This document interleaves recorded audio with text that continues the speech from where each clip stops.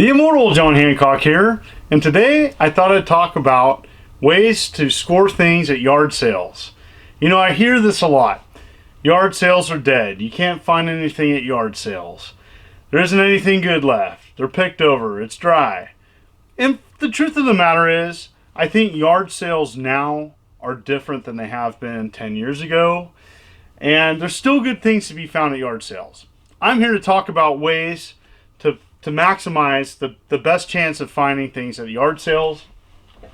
I've been collecting a long time. Now, you may be collecting action figures, memorabilia, sports items, toys, dolls, antique furniture.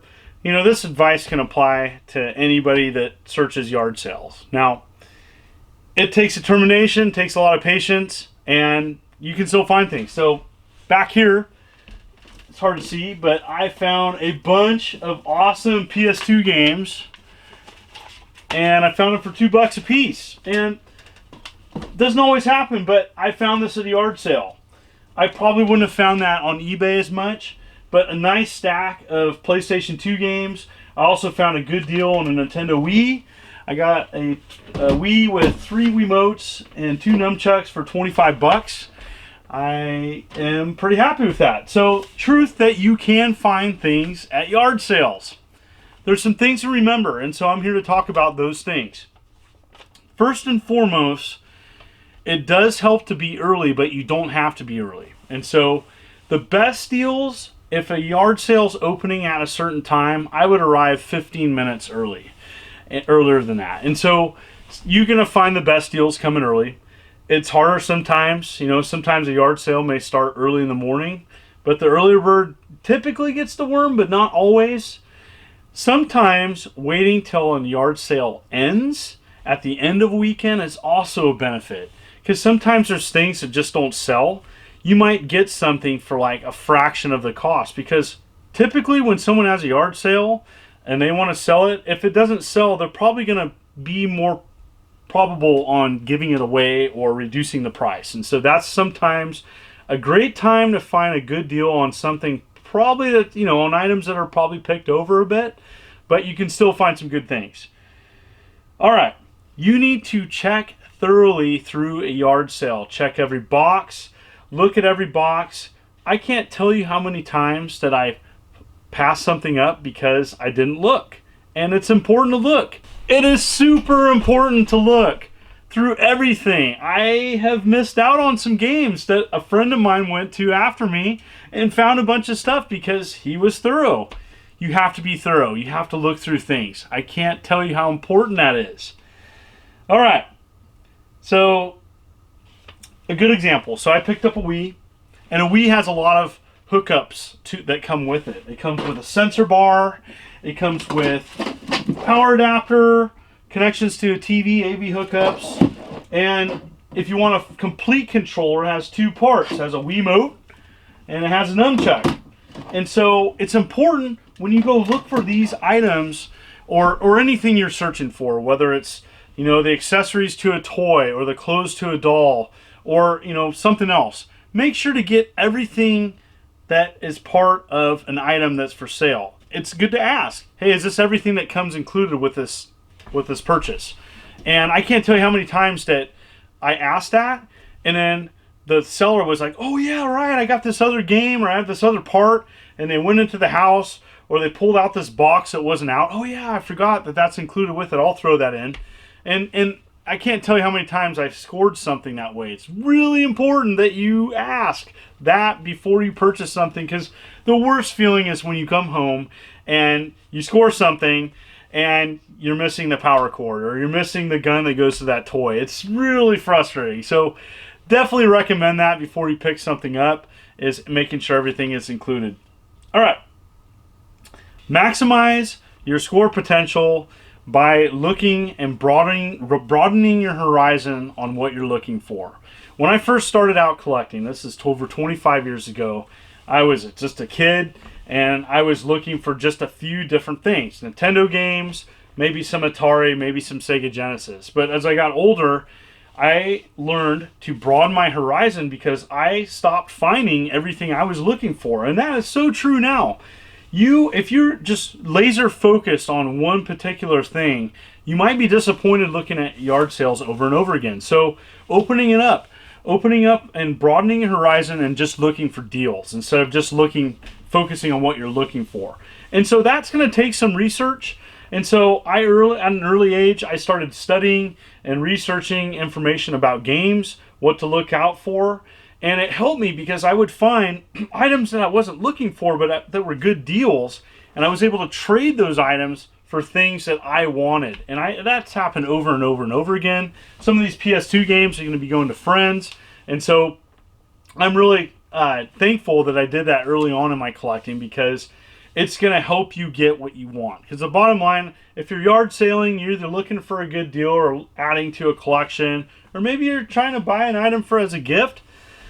There's a lot of reasons why people do this. It's fun, it's exhilarating, but it's often can be disappointing if you are too narrow in scope on what you're looking for. All right, we all have done it. We've all gone to a yard sale, and you're looking at an item, and it's an item, maybe it's in good shape, or maybe it's something you're looking to pick up. And then you ask the person, and you get a dreaded response, an overpriced item. It happens. That's okay, and there's great ways of dealing with that. And so it's okay to negotiate a price. I think there's a respectful way of doing it. I think you can back it up with some information by maybe showing someone. You know, a lot of people, the truth of the matter is, people have iPhones, they use eBay, they have computers, and they're looking online, finding out what something is selling for on eBay, or even worse, what things are trying to sell for on eBay, not completed eBay items. And so sometimes things can get overpriced. You can politely and kindly say, well, I think that's overpriced, and then show on your phone, you know, this is what it's typically selling for, if you want to negotiate a price. Or you can be honest and say, well, I'm not paying eBay prices, but this is what I'm willing to offer for it. I think that's perfectly fine and respectful. The worst you can hear is a no. I don't think you need to cuss. I don't think you need to swear. I don't think you need to be a jerk about it. You can just be polite and offer a lower price, and they either going to take it or not. You can also do this. Well, you know, if this doesn't sell, I'm interested and I'm willing to pay this at the end of the day. Can I give you a call? I've done that too, where at the end of the day it didn't sell because they wanted too much for it and they were willing to take a lower price. So that's that. Persistence has helped me in my pursuit of my game collection. I'm very driven.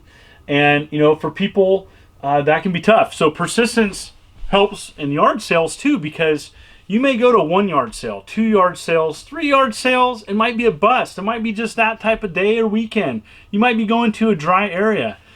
Be persistent. Go to another yard sale. Maybe try a different location. You know, it just happens. You know, my area is pretty picked over. I'm going to be honest. I typically don't find a ton of video game stuff, but it's out there.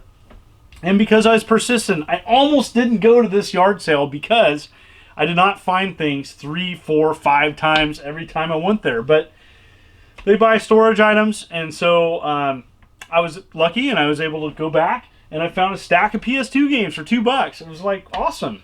And that's the type of things that continues me to drive to find yard sales and to check them out. I'm not going to find something every time or all the time or even 1 out of 3, but it drives me to pursue, to find things. And I think you need that persistence if you're going to do yard sailing, because the truth of the matter is, yard sailing, you're not going to get a score every time. That just is not realistic. It doesn't happen. It doesn't happen to me. And that's the truth of the matter. All right. Word travels fast. So you might be yard sailing. I guarantee that people that do yard sales are you in that area where it has like the constant yard sale? And so those people sellers talk to one another. They also warn others of, you know, difficult people that they're buying. And don't be that guy, okay? Don't be that person. And really be respectful when you're purchasing things, because if you're a jerk or if you're difficult to deal with, word travels fast in the small communities, and you don't want to be that person. And so I continue to show a positive outlook. I'm honest with people. I'm into video games. I tell them, hey, I'm into games. This is what I'm looking for. this is what I'm willing to pay, and be respectful. And you can politely turn something down. You don't have to be a jerk about it. And that repeat business and showing respect, that hopefully can turn into a discount, especially if you're a valued customer. Because if you're not a valued customer, someone's not going to deal with you. And so you might have people that constantly have yard sales in your area. They're the same people. You might see them 2 or 3 times a year. They might remember you, they might not. But your interaction with them, you have a choice of being polite and courteous, and that can have a lasting impact. And if you're not, that's going to have a lasting impact too, and it's going to make that person not want to deal with you or give someone else a deal because they're going to remember that negative impact. And so that's something really important to know. And it just takes time. It's going to build rapport with people, and over time you typically should get some type of discount. I think that discount needs to be determined by the people selling it, because there may not be a large markup on something. Typically these people putting yard sales on aren't making lots of money unless they're mega yard salers. And so, it's just important to know that.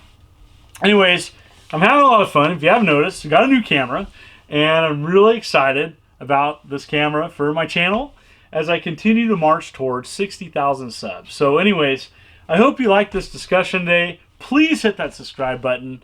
Do you go to yard sales still? How are the yard sales in your area? Comment below. I'd love to hear back from you.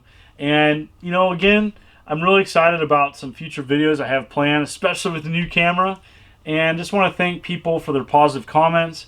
It lifts my spirits, and I really enjoy talking to people about video games, and I really appreciate the kind words people have said. Thank you so much. This is the Immortal John Hancock, continuing to do 3 videos a week. You take care.